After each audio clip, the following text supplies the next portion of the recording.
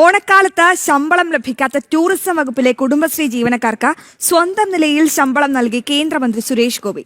ആലപ്പുഴയിൽ സംസ്ഥാന ടൂറിസം വകുപ്പിന് കീഴിൽ ജോലി ചെയ്യുന്ന കുടുംബശ്രീയിലെ സ്ത്രീകളുടെ കണ്ണീരൊപ്പാൻ 32 ലക്ഷം രൂപയാണ് സുരേഷ് ഗോപി നൽകിയത്. ഓണം വന്നിട്ടും പട്ടിണിയിലാകേണ്ടി വരുമോ എന്നോർത്ത് കണ്ണീരൊഴുക്കിയ കുടുംബശ്രീ ജീവനക്കാരുടെ മുമ്പിലാണ് ദൈവദൂതനായി സുരേഷ് ഗോപി എത്തിയത്.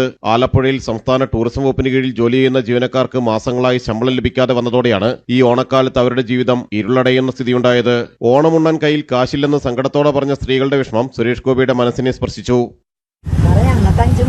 ശമ്പളം കിട്ടിയിട്ട് അത് പറയാനാ വന്നത്. ഓണമാണ് സാറേ, ഞങ്ങളുടെ അതോറിറ്റിയാണ് ഇത്.